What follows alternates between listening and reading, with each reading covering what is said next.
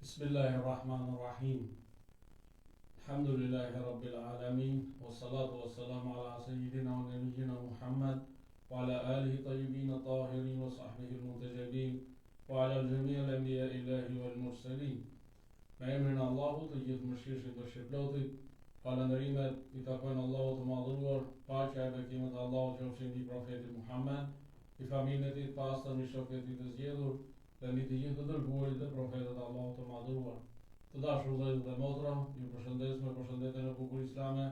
Assalamu alaikum wa rahmatullahi wa barakatuh. Paqja, bekimet, mirësitë dhe mëshira e Allahut qofshin mbi ju.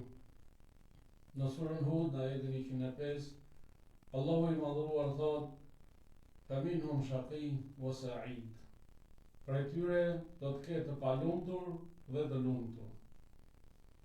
Në pjesën e parë të kësaj teme, për shkaqjet e lumturisë së vërtet sipas Imam Aliut, ne përmendëm 10 shkaqe për shkaqjeve të lumturisë. Sot do të përmendim 14 shkaqe të tjera të lumturisë sipas prisit të besimtarëve. Imam Aliut paqja qoftë mbi ta. S'ka dyshim se të gjithë dëshirojmë lumturi. Të gjithë duam të jetojmë të lumtur. Të gjithë duam që të kalojmë nga kjo jetë të lumtur dhe ta takojmë Allahun fuqiplot gjithashtu të lumtur. Por që të arrihet pra lumturia e vërtet, edhe ajo ka shkaqjet e saj. Siç e thash, 10 shkaqe i përmendëm në pjesën e parë të temës dhe sot do të përmendim pra edhe 14 shkaqe tjera për shkaqeve të lumturisë së vërtetë sipas Imam Aliut. Shkaku i parë është llogaritja e vetvetes. Imam Aliu paqja qoftë mbi ta ka thënë: ai që llogarit veten është i lumtur. Pra nëse njeriu e llogarit veten, ai përmirëson të metat, largon veset dhe punon për të ngritur anën pozitive të shpirtit apo të anës shpirtërore. Sa më shumë të llogaritet vetja, aq më shumë rritet lumturia. Ditët e njeriut bëhen më të mira. Pra e sotmja bëhet më e mirë se djeshmja, dhe e nesërmja do të jetë inshallah më e mirë se e sotmja. Duhet pa që ne të llogarisnim vetat tona çdo ditë para se të flejmë në gjumë. Nëse kemi bërë të mira, t'i lutim me Allahut që të na shtojë. Nëse kemi bërë të këqija, t'i lutim me Allahut që të na falë dhe të na mëshirojë. Shkaku i dytë është pastrimi dhe përmirësimi i vetës. Imam Aliu paqja qoftë mbi ta ka thënë: ai që mundohet të përmirësojë vetveten është i lumtur.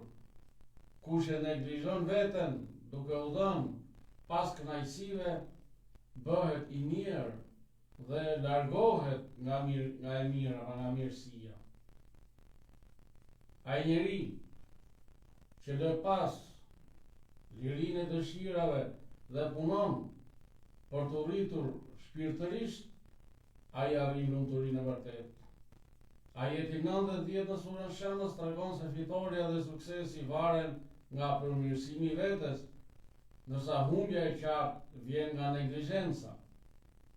Allahu i madhuar thotë vërtet, kushdo që e pastron shpirtin do të shpëtojë, ndërsa kushdo që e shtyp atë me punë të këqija do të dështojë. Shkaku i tretë, përmirësimi i shoqërisë. Imam Aliu paqja qoftë mbi ta ka thënë: nga përsosmëria e lumturisë është përpjekja për përmirësimin e shoqërisë. Lumturia e vërtet nuk qëndron vetëm te vetja, por te angazhimi për ta përmirësuar shoqërinë. Njeriu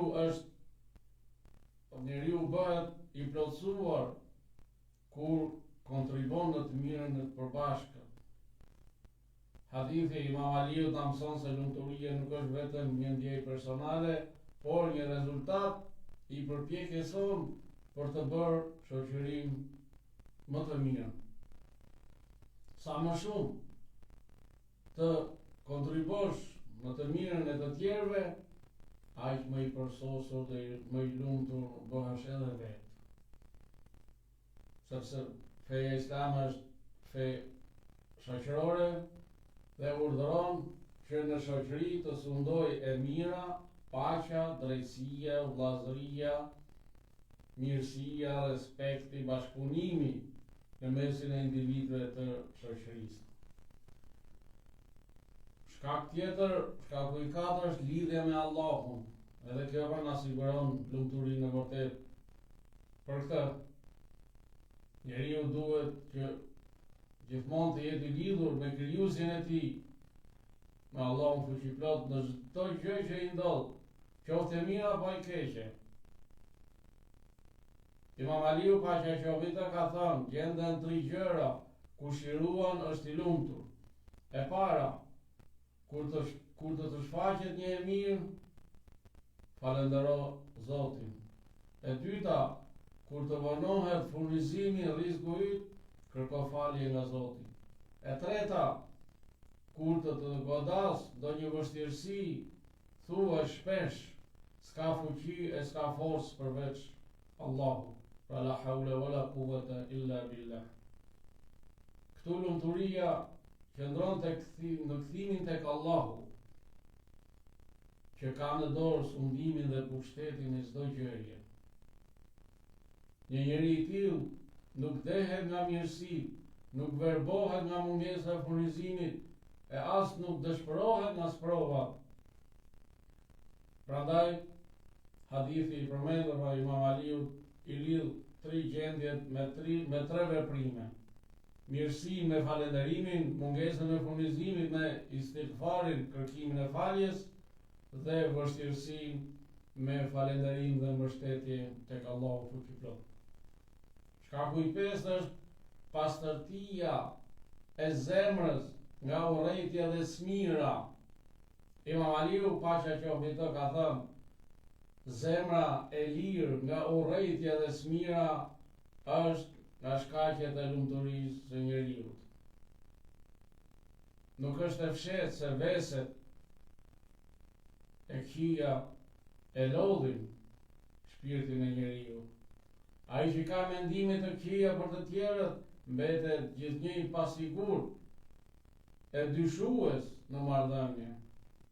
Ai që e mbush zemrën e tij me smirë e urrëtie, ai pra keqson sjelljen e tij ndaj të tjerëve.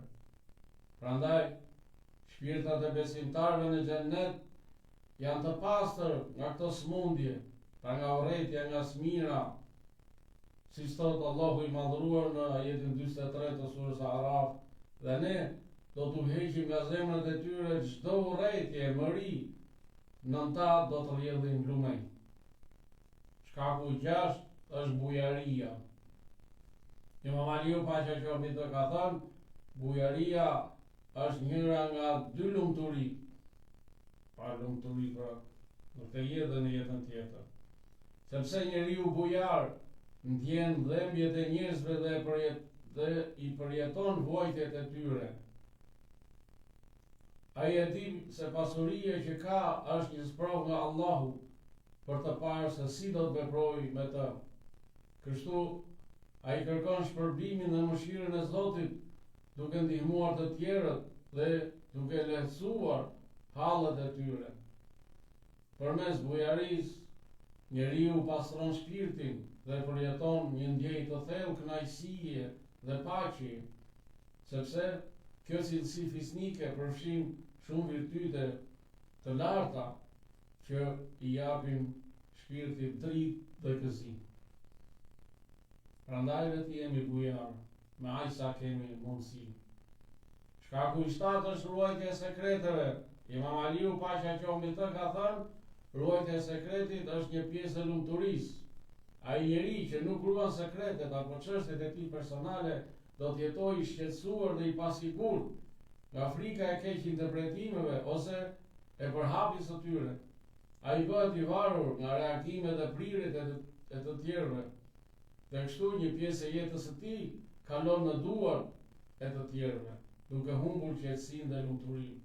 Ndërsa njeriu që është i përmbajtur dhe i ruan sekretet e tij, është i qetë në të gjitha çështjet e jetës së tij, i lirë nga çdo lloj shqetësimi dhe i varur vetëm nga mendja dhe vendimi i tij. Shkaku i tetë, vazhdimësia në adhurim. Imam Aliu Pasha Qofeta ka thënë, vazhdimësia në adhurim është dëshmi e arritjes së lumturisë. Dhe kjo është e bazuar edhe tek ajeti i fundit në surën Hijr, wa'bud rabbaka hatta ya'tiyaka al-yaqin. Dhe adhuroje Zotin tënd derisa të vijë tekja. Për asnjëherë mos e ndërprit adhurimin. Qëndrueshmëria në adhurim tregon afërsi dhe një shoqëri shpirtërore midis Allahut dhe robit të tij. Njeriu kur është i lidhur me diçka që i sjell kënaqësi, nuk e braktis atë.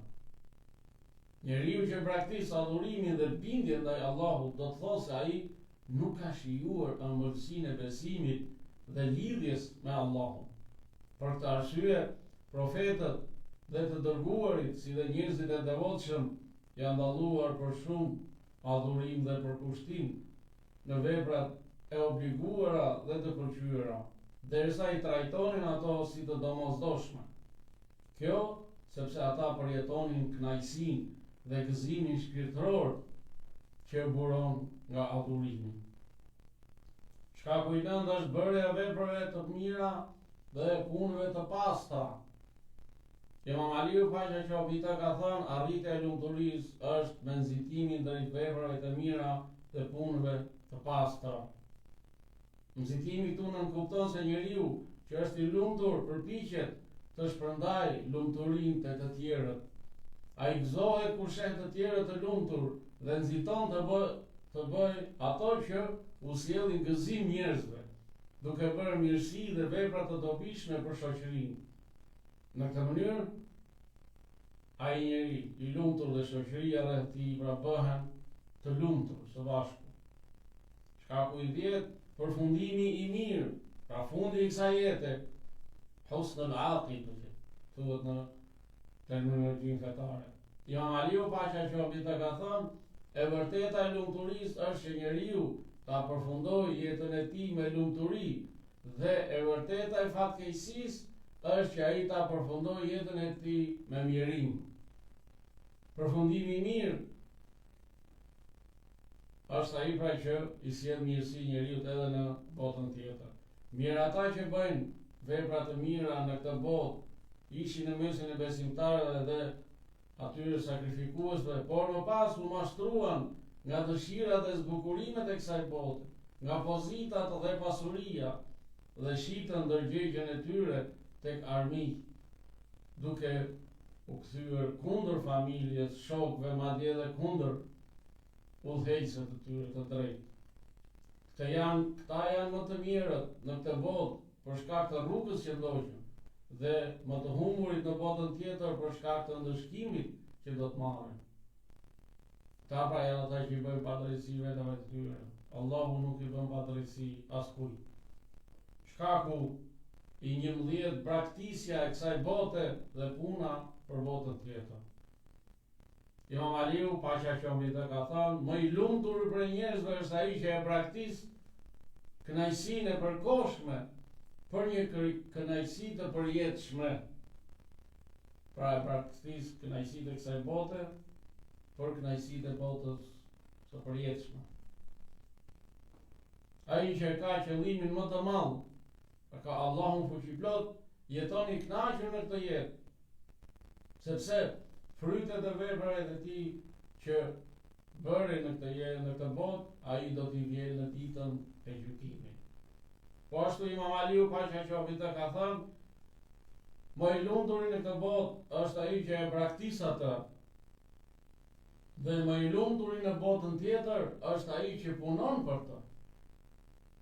Pra xheneti nuk arrihet duke ndet.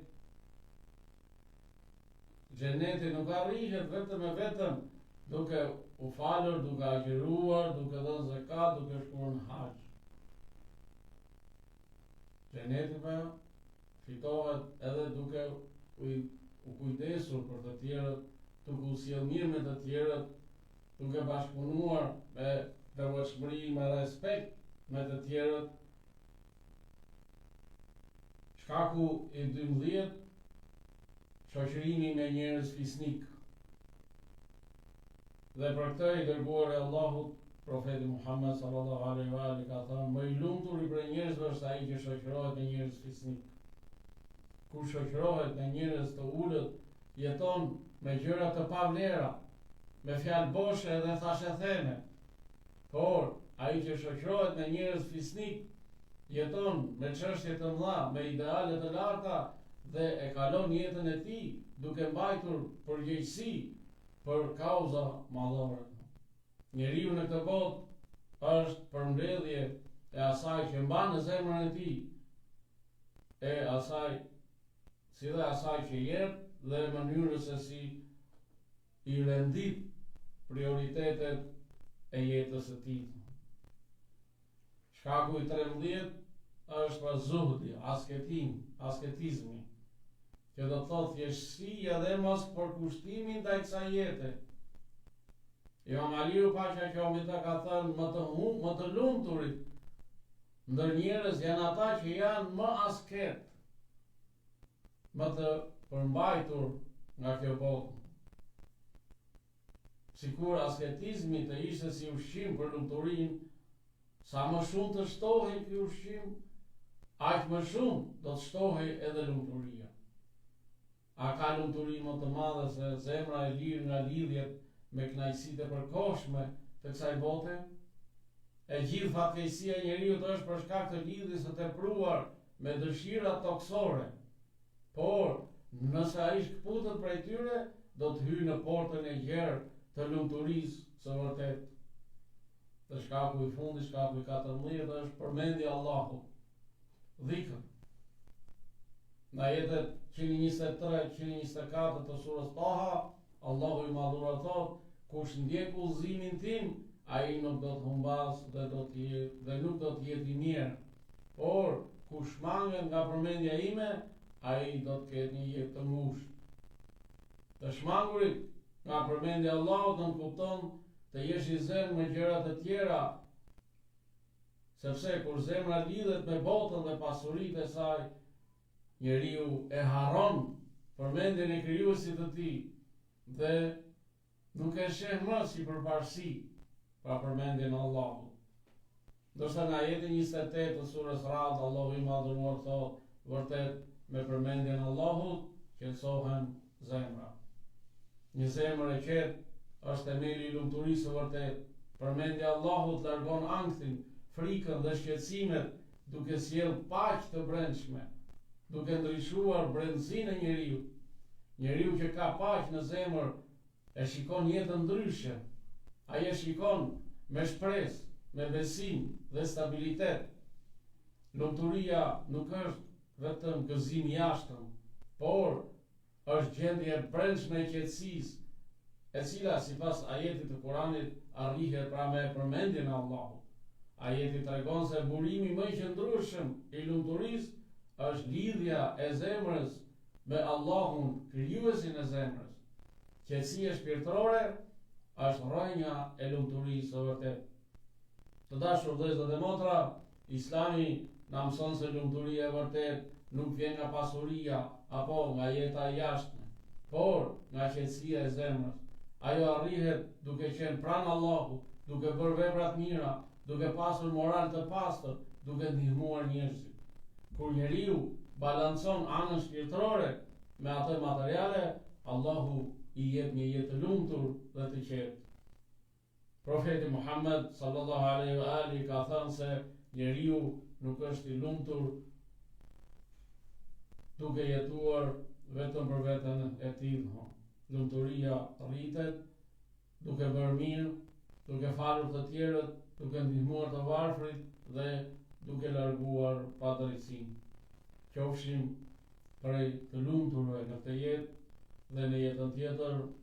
Allahu na ndriçoft jetën me dritën e Kuranit, me porositë e profetit Muhammed dhe të familjes së tij të pastër e të ndritur.